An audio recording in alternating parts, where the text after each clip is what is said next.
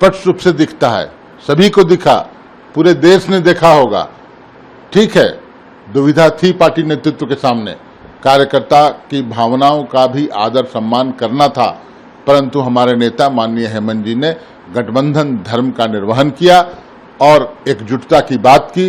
अब हमारे दोनों प्रत्याशी चुनाव जीतेंगे, हम अटूट हैं, मजबूत हैं, आंकड़े हमारे पक्ष में हैं।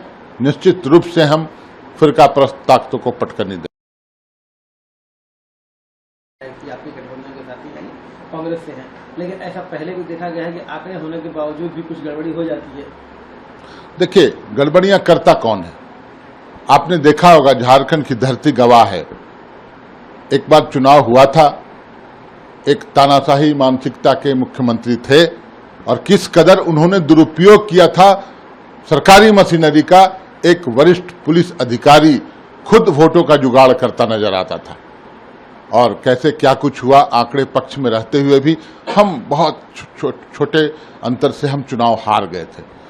तो जिन लोगों को अपने तानाशाही पर भरोसा है, जिन लोगों को अपने थैलीशाह मित्रों पर भरोसा है, वो ऐसा कर सकते हैं। लेकिन यहाँ इस वक्त हेमंत सोरेन की सरकार है, एक मजबूत सरकार है और हम तमाम उन प्रयासों को विफल कर देंगे जिनको ये गुमान है कि पैसे से सब कुछ खरीदा जा सकता है। इस गुमान को तोड़ने का काम झारखंड मुक्ति मोर्चा और इंडिया गठबंधन की सरकार करेगी। लेकिन सेंट्रल लेवल पर दिल्ली में आज इंडिया गठबंधन की बड़ी बैठक होने वाली है, कुछ देश पार्टियां शामिल हो रही हैं, बहुत सारे आपके अलायंस पार्टनर हैं जो कि नहीं शामिल हो रहे हैं। पहले ही उन्होंने कह दिया कि नहीं शामिल होंगे। डीएमके तो बहुत मुखर रूप से कांग्रेस पर बिट्रेयल का आरोप लगाकर किनारे हो चुकी है। उसमें देखिए, डीएमके की बात कुछ अलग है, वहाँ की राजनीति कुछ अलग है। डीएमके अगर अलग होता है तो एक नए एलआई पार्टनर वहाँ तैयार हैं इंडिया गठबंधन में आने को।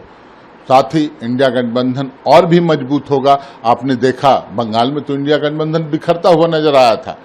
तृणमूल कांग्रेस अलग होकर चुनाव लड़ी थी, लेकिन आज ममता बनर्जी ही सबसे बड़ी पैरोकार हैं इंडिया गठबंधन की मजबूती के लिए और वो पहल कर रही हैं बैठक के लिए। ये बैठक मुझे लगता है शॉर्ट टर्म नोटिस पर किया गया है।